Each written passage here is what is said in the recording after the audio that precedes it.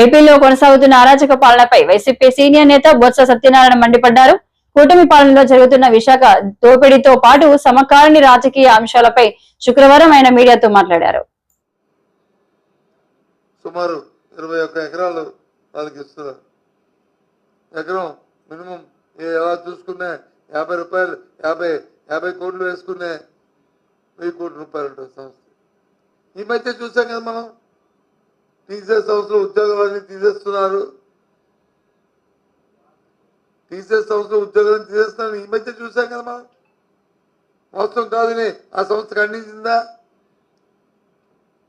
ఆ సంస్థ మీద నుంచి ఏదైనా వచ్చిందా? మరి ఏ రకంగా అంటే మీరు ఇచ్చిన భూమి వల్ల ఆ సంస్థల క్రెడిబిలిటీ మళ్ళీ పెంచుకోవడానికి తప్ప దేనికి పనికి వస్తుంది?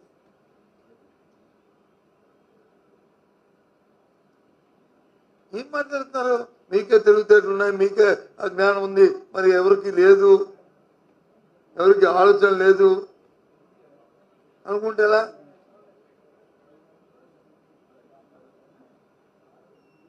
ఇంతకుముందు వచ్చి అసలు డేటా సెంటరే లేదు ఇక్కడ.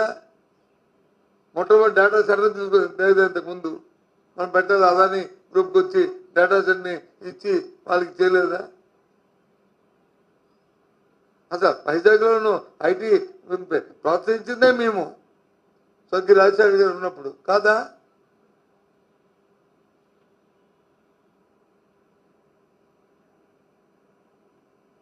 ఏం మాట్లాడతారు? ఏదో అంతా ఇది తీసుకొచ్చి అది ఇంతకుముందు ప్రభుత్వాలు ఏమి చేయనట్టు, ఇంతకుముందు ఏమీ మొట్టమొదటి చేయనట్టు, వీళ్ళేదో చేస్తున్నట్లు. సంవత్సర కాలం అయింది.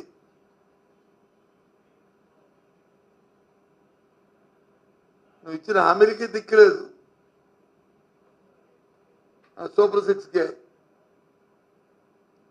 P4 అని పెట్టి ఉద్యోగస్తులు వచ్చి టీచర్లను వచ్చి అడాప్ట్ చేసుకోమంటారు, సెక్రటరీ ఎంప్లాయీస్ని అడాప్ట్ చేసుకోమంటారు, ఉద్యోగస్తులు అడాప్ట్ చేసుకోమంటారు.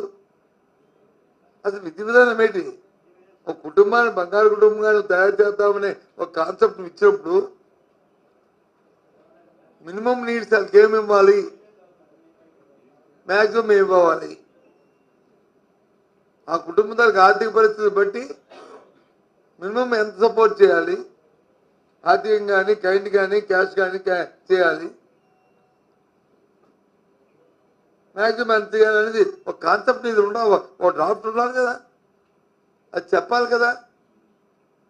నెలగా కుటుంబాన్ని ఆదుకోవడానికి 1000 రూపాయలు ఇవ్వాలా, 2000 ఇవ్వాలా, లేదా సంవత్సరానికి వచ్చి ఏ రకంగా చదువులు చెప్పించాలా, ఏ రకంగా అవుతుందా, లేదు వాళ్ళకి ఇల్లు ఇవ్వాలా, లేకపోతే వాళ్ళకి కుటుంబ పోషణకి బచ్చి ఇవ్వాలా?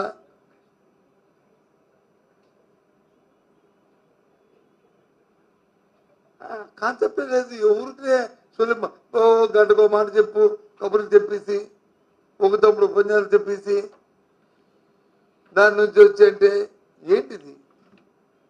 రోజుకో స్టేట్మెంటు. సరే, నీ ప్రభుత్వం దౌర్భాగ్యానికి మంచికో చెడుకో నీ ప్రభుత్వం ఎన్నుకున్నారు. ప్రభుత్వం ప్రజాస్వామ్యంలో 5 సంవత్సరాలు మీకు అధికారం వచ్చారు. సరే, మాట్లాడిన వద్దన్నా మేము. కానీ ఈ రకమైన మొప్పు పెట్టి మీరు చేతకాంతరానికి వచ్చి ఆ బురద తీసుకొచ్చి మరి ప్రతిపక్షాల మీద మరి మా మీద గంటకి తల్లి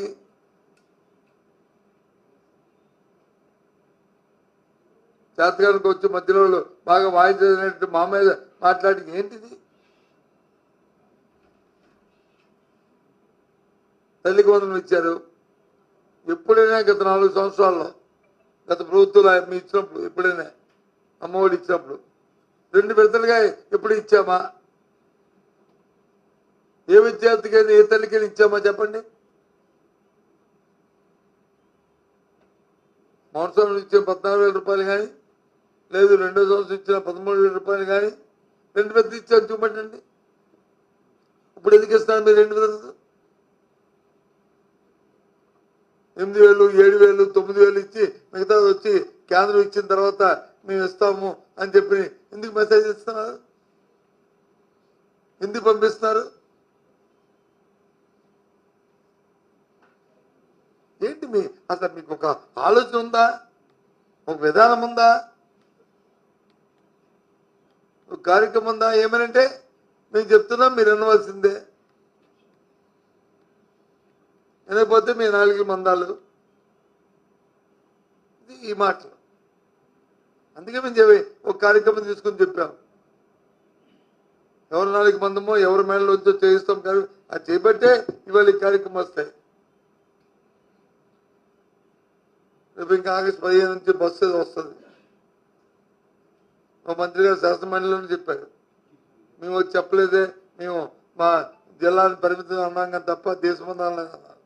తర్వాత మొన్న ఇప్పుడు చూసాం, కాదు ఎర్రస్వేల్ జిల్లా అన్నారు. మళ్ళీ ఇంకో స్టేట్మెంట్ చూస్తాం, కాదు రాష్ట్రం అంతా అన్నారు. రాష్ట్రం అంత ఇస్తారు, జిల్లా అంత ఇస్తారు, ఉదయం తిరుగుతుంది. ఇది కూడా మా ఒత్తిడి మీదే. ప్రతిపక్షంగా మేము బాధ్యతంగా ప్రజల గొంతుకే మేము మాట్లాడబట్టే ఈ మాత్రమే. లేకపోతే మీ ఆలోచన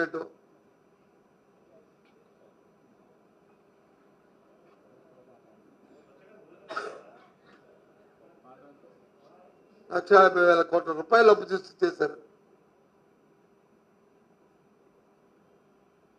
1,50,000 కోట్లు అంటే మాటలా ఒక సంవత్సర కాలంలో?